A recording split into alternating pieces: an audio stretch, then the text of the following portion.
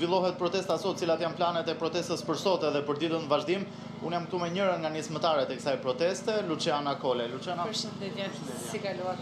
Faleminderit që jeni gjatë gjithë kohës duke na përcjellur, i vlerësojmë shumë këtë gjë për gjithë televizionit tuaj, se keni qenë që ditën e parë gjatë gjithë kohës edhe jemi shumë mirënjohës. Ndryshe nga shumë media që erdhën vetëm momentin që nuk kishin rrugëzidhje tjetër përveç se ta transmetonin protesta.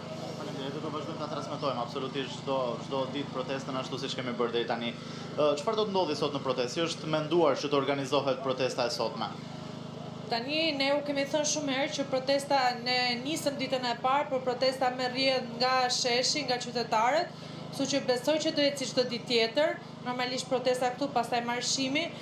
Disa qytetarë kanë vendosur në mënyrë vullnetare që të rrinë dhe të kalojnë 24 orë në shesh. Nuk e din që se dhe sot do jenë, nuk e din që se do ju bashkohen edhe më shumë qytetarë. Pra nuk ka një organizim për të qëndruar 24 orë në shesh, janë iniciativa vullnetare të grupeve të ndryshme të qytetarëve që i bashkohen protestës. Po, janë grupe të ndryshme që janë bashkuar, që kanë marrë iniciativë vetë për ta bërë këtë gjë. Patjetër që ne kemi detyrim që t'i mbështesim dhe i kemi mbështetur, kemi munduar që të qëndrojmë edhe ne pak më gjatë. Protesta ka gjë shumë qartë, që është e pa diskutueshme dhe e pa negociueshme, që është dorëheqja e Edi Ramës dhe kësaj qeverie. Dhe besoj që çdo gjë që do bëhet në funksion të kësaj. Normalisht në vendime që do jenë nga sheshi, ashtu siç kanë dalë parullat kryesore nga ky shesh, besoj që gjitha gjërat do vinë nga ky shesh dhe jam shumë e lumtur që për herë të parë në Shqipëri një protest nuk dirigjohet nga parti politike apo nga një grup organizatorësh, por dirigjohet nga qytetarët që janë në shesh. Ka patur disa deklarata dje që janë përdorur edhe nga kryeministri, ndërkohë që nismëtarët e protestës kanë deklaruar se këto janë të nxjerra nga konteksti për grupe provokatore në këtë protestë. Mendoj që është vendi ta sqarojmë çfarë ka ndodhur me këto deklarata. Shiko, Ben Kolla ka bërë një deklaratë dje, Beni njihet për disa batuta epitete të tija. Ai ka shprehur që ka grupe të ndryshme në terren, por jo në grupin që merren me mbarvajtjen e protestës, për këtë duhet jemi shumë qartë. Patjetër ne besojmë që në sheshi është i gjithëve, ne dim që këtu ka nga gjitha partitë politike, ka qytetarë nga të gjitha përgatësive fetare, krajinore dhe politike, dhe deklarata nuk është në asnjë mënyrë për të linçuar aq më tepër besimet fetare, sepse ne mes nesh kemi njerëz të gjitha besimeve fetare, ne jemi shumë të lumtur që mes nesh ka qenë Baki Goxha goxha ditë, ka folur ata që përfaqësojnë edhe fenë islame, sepse ajo që është kundërshtuar më shumë dhe njerëzit që kanë qenë më të prekur, me sa kontakt kanë pasur kanë qenë besimtarët e musliman, dhe mua më vjen shumë keq sepse një nga thirrjet kryesore që është në shesh është që është përtej feve, përtej partive dhe përtej krahinave. Kjo është protestë për Shqipërinë. Ne nuk jemi askush për të marrë pjesë në diskutimet politike mes Iranit, Amerikës, Izraelit. Ato janë çështje që i takojnë tjetër kujt. Besoj që ne jemi këtu për të pastruar shtëpinë tonë dhe për të sistemuar shtëpinë tonë që është Shqipëria. Të gjitha këto gjërat e tjera janë keq interpretime nga njerëz që duan të përçajnë protestën. Besoj që është shumë e rëndësishme që të ndjekim një këshill që ka thënë i Malli Fishta, ne kemi Pashkë Bajram, po Shqipërinë e kena bashkë, kështu që besoj që këtu duhet bashkohemi të gjithë dhe nuk duhet të merremi me deklarata të individëve të ndryshëm. Unë e di që një ditë në mikrofon dikush ka folë dhe kundër Izraelit dhe kundër Amerikës, kështu që të gjitha këto janë edhe mendime personale, por që nuk janë mendime të protestës dhe unë absolutisht ju bëj thirrje të gjithë shqiptarëve, përtej partive, përtej feve, që të bashkohen në shesh për ta bërë Shqipërinë një vend të jetueshëm për familjet e tyre, ku të arrisim me krenari familjet tona. Ina, kisha një pyetje për zonjën Kolej? Kisha një pyetje në fakt për zonjën, ka një koment për reagimet dhe qëndrimet e zotit Rama për gjatë këtyre ditëve në mënyrën se si e ka interpretuar këto 23 ditë protest? Ka një pyetje nga studio.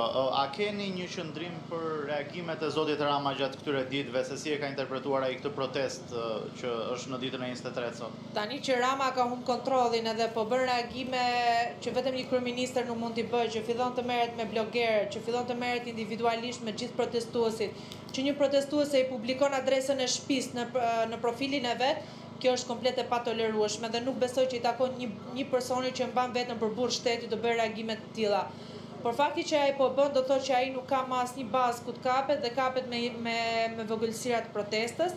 Dhe unë nuk e konsideroj më fare mendimin e tij, sepse ai nuk është më kryeministri i gjithë qytetarëve që janë në shesh, përderisa të gjithë qytetarët që janë në shesh kërkojnë ndërheqjen e tij, do thotë që nuk është i legjitimuar për të qenë kryeministër dhe për të qëndruar në atë zyrë. Në atë zyrë që patjetër duhet jetë në funksion të qytetarëve. Gjë që ai nuk e ka bërë për 13 vite, e ka përdorur për interesat e veta personale, për interesat e një grushti njerëzish rreth vetes dhe ndaj qytetarët janë në shesh për t'i thënë largohu, sepse ai është zyrë e qytetarëve shqiptar, është zyrë një personi që do shërbej të mirës kombëtare dhe të mirës së popullit shqiptar.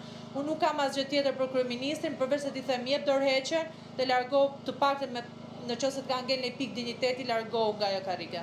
Edhe një pyetje të fundit se shoqja e zënë me përgatitje do të ketë një deklaratë sot politike të protestës, do të përsëriten sërish pikat, çfarë do të ndodhë? Do jetë një deklaratë politike deri diku, por që do dëgjoni ajo po përgatitet nga një grup, kështu që besoj që do jetë diçka, është një deklaratë që do vi nga kërkesat që kanë ardhur nga sheshi, nga kërkesat që kanë ardhur nga mikrofoni, nuk është një deklaratë e jona, por është një deklaratë zyrtare që do vi pak më vonë, kështu që do prezantoheni më të.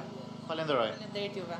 Dakor, nuk e dim se çfarë realisht do prodhoj kjo deklaratë politike e Renaldo, po do ta shohim nëse pastaj do dalim në konkluzionet të tjera, nëse do të kemi në informacion politik të mundshëm ose jo, të gjithë ndoshta e urojnë një gjë të tillë, po gjithsesi mbetet për tu parë, jemi në ditën e 23, do të shohim hap pas hapi. Ke diçka për të shtuar, po?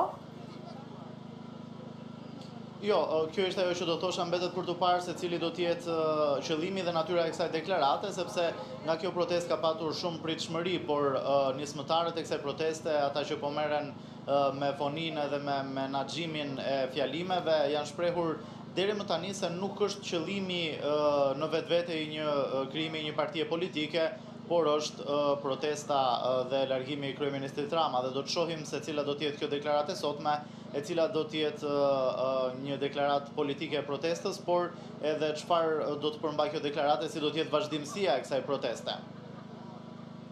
Renaldo, faleminderit shumë për këtë lidhje të drejtë për drejtë, uroj punë të mbarë, do të ndjekësh nga afër këtë protestë sot. Shkojmë edhe një herë me kolegen Fatmira Nikolli në sheshin Skënderbej. Fatmira, jemi bashkë sërish në transmetim të drejtë për drejtë, ndodhet mes qytetarëve, duket që ka një grumbullim akoma më shumë të qytetarëve. Kjo si pasojë edhe temperaturave goxha të larta, ku një pjesë e mirë e tyre kanë zgjedhur të vonojnë pak në pjesëmarrje. Po, jemi bashkë drejt për së drejti.